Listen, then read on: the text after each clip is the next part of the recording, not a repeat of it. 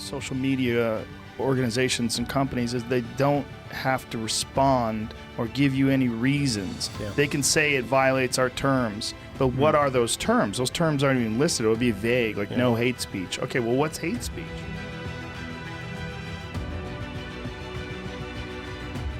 Force myself, and I think there's very few people out there that know how to force themselves. That's a learned skill.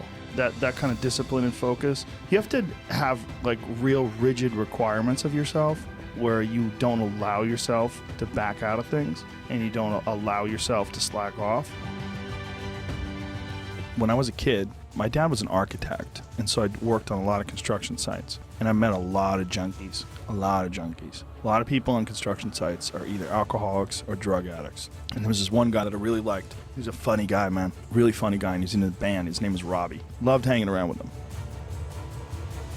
Experiment in self-government that actually worked, and he created the greatest superpower the world's ever known. It created the greatest cultural machine, the greatest machine of art and creativity and innovation, right? And how did it do that? It did it through freedom. Because when you give people freedom, you let people do whatever they want to do.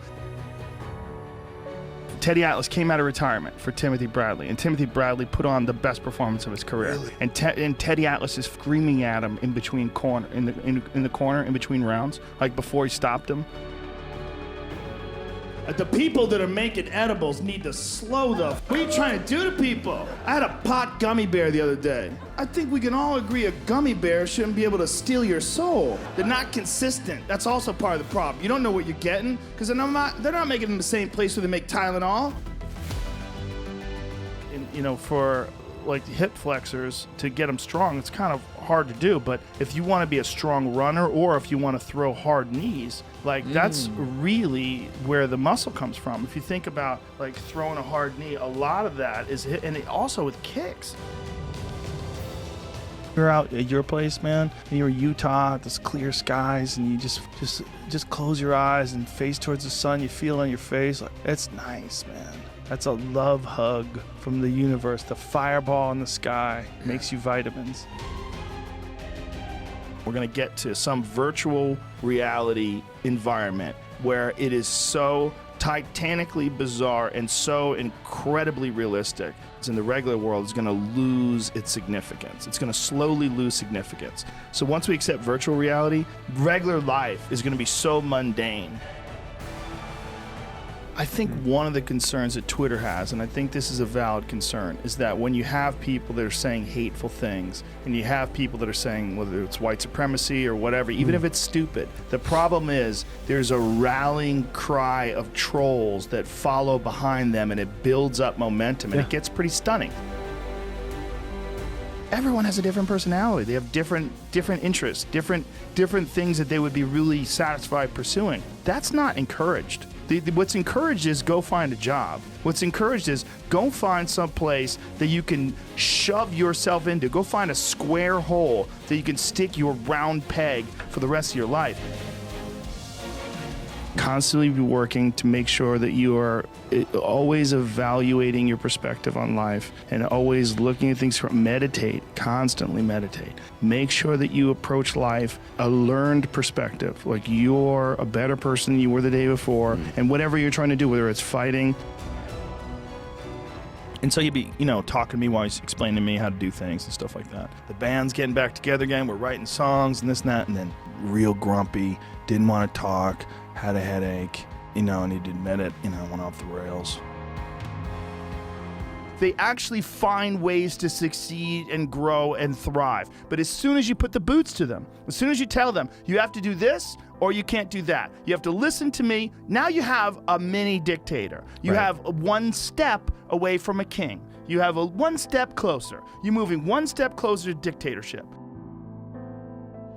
And he's like, "Are you ready for the fire? The fire's coming. We're firemen. We don't run away from the fire. We run towards the fire. We live in the fire." And you see Timothy Bradley's like, "Yes, coach, yes, coach." And he just goes out there and he just stellar performance. Best performance of Timothy Bradley's career.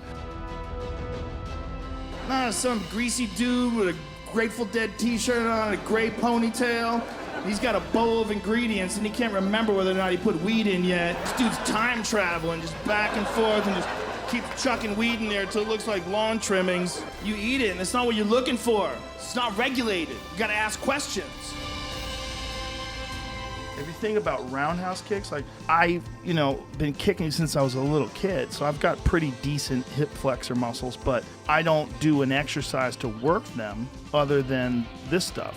And I started, or maybe lunges, I guess, work them a little bit. Because you're going to be able to create artificial environments like Avatar World, like you're flying through 2001: A Space Odyssey, you're hanging out with the chimps, you're going to have haptic suits on that give you feedback, it's going to be tied into your central nervous system, it's going to recreate smells and feels, and it's not a matter of whether it's going to happen, it's a matter of when is it going to happen. Yeah. And that was what was happening with Milo. Yeah. And by silencing Milo off Twitter, they have essentially removed him from the public discourse. You don't hear about him anymore. That's right. Because of this, because of these things. Because you need a job, because you're in debt, because you have credit cards, because you have student loans, because that's what everybody does. And so you do it too. That's what's wrong. What's wrong is that we don't give, it's like let them figure it out on their own, and it takes forever. You accomplish some amazing work of art. That's just that day. The next day you got to go back to work. Like if you have a world championship fight and you've trained for 8 weeks and you win by knockout and it's a spectacular result and you're very happy with the result, you got a day or two to relax.